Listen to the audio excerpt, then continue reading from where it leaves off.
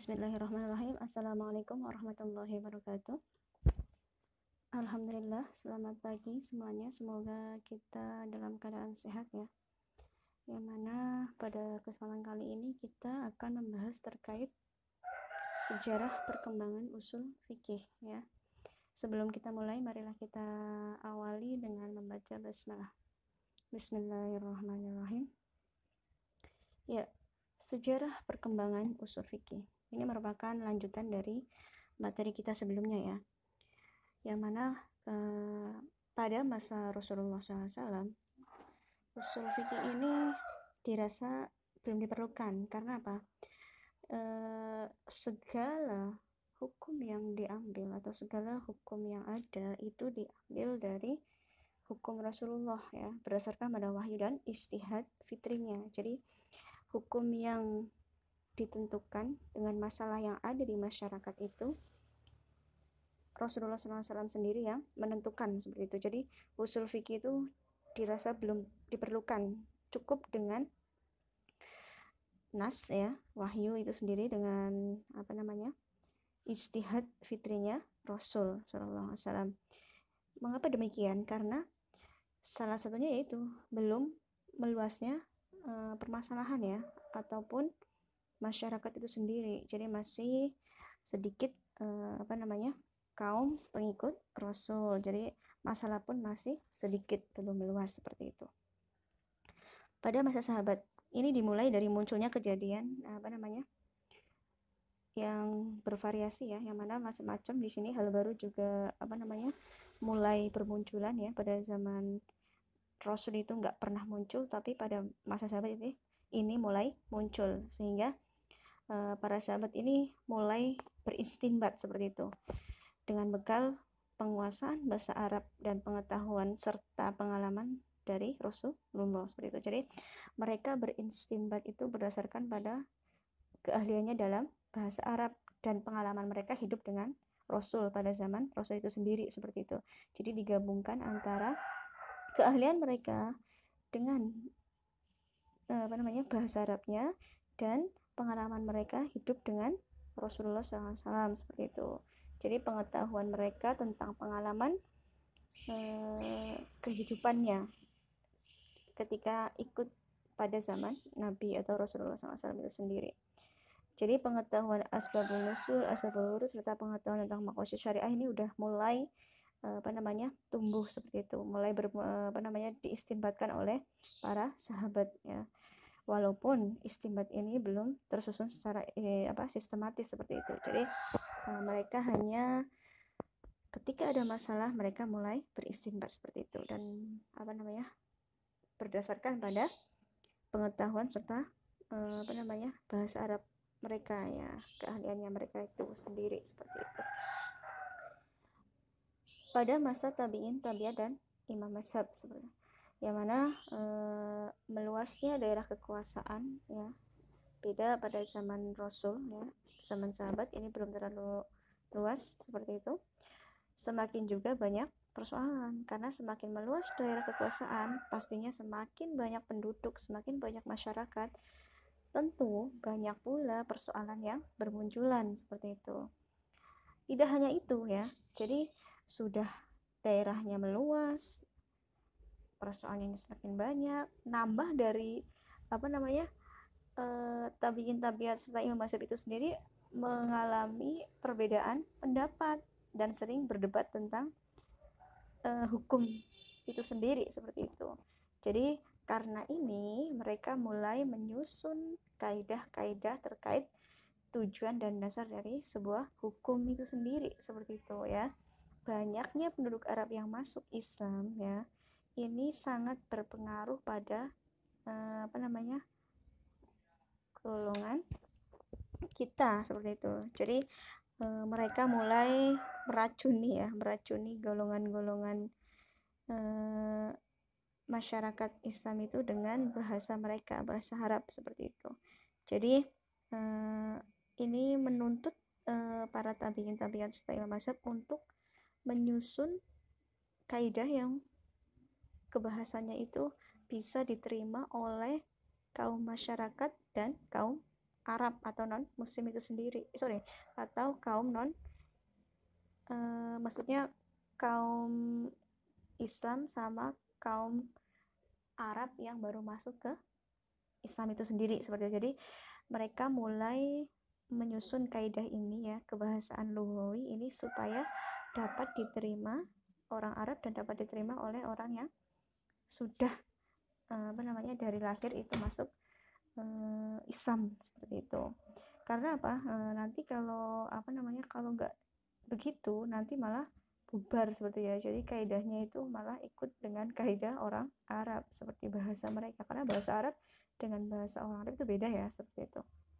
Inilah sehingga muncul ilmu usul fikih seperti itu ya. Jadi kaidah-kaidah yang bertujuan dan dasarnya serta lughawinya ini mulai disusun pada abad ke-2 Hijriah seperti itu.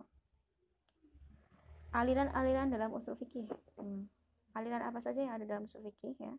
Satu, aliran jumhur ulama atau mayoritas para ulama ya, yang terdiri dari Maliki, Syafi'i dan Hambali. Dan kedua, aliran Hanafiyah, dan yang ketiga adalah aliran yang membungkam keduanya atau aliran yang menggabungkan keduanya seperti itu ya.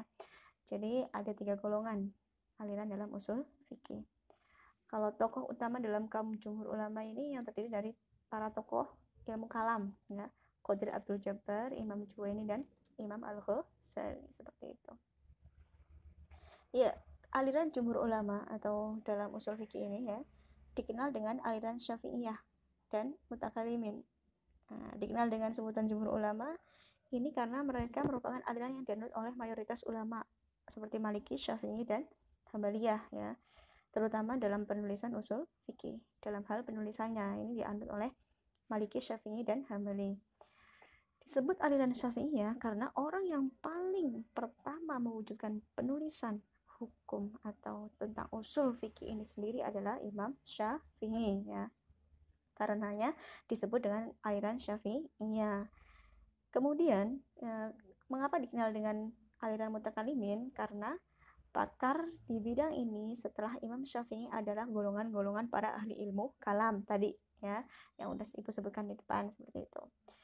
Lalu apa sih ciri-ciri dari golongan ini ya? Golongan ini ciri-cirinya adalah satu, rasionalis, kedua filosofis, ketiga teoritis ya tanpa disertai contoh ya, keempat murni tanpa mengacu pada mazhab fikih lain yang sudah ada. Kenapa demikian? Karena aliran ini merupakan aliran yang menjadi patokan atau rujukan bagi aliran-aliran lain atau mazhab-mazhab lain, sehingga ini murni tanpa mengacu pada mazhab lain. Jadi ini yang melahirkan sebuah hukum seperti itu.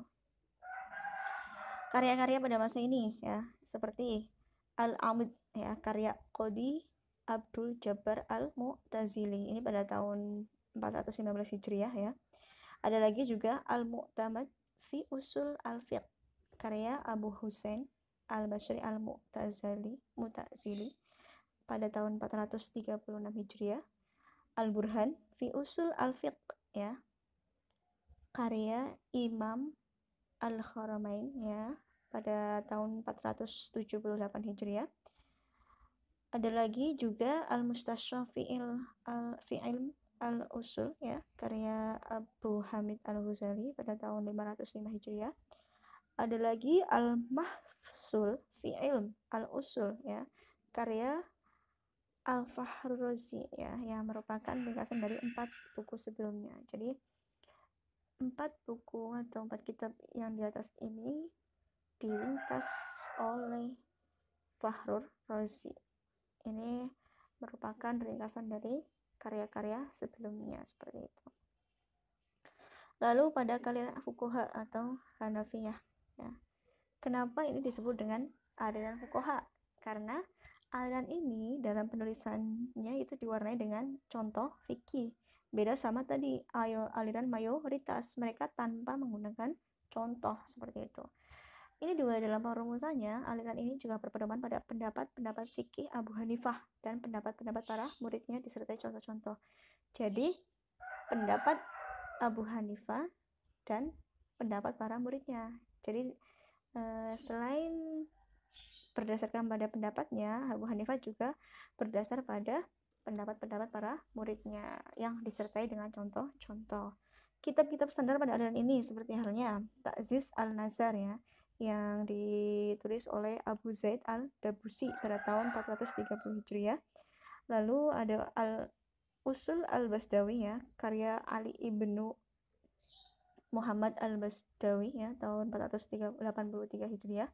Ada lagi Usul al-Syarsi ya, Al-Syarashi ya, karya Abu Bakar al-Aimah al-Syarashi pada tahun 483 Hijriah, seperti itu.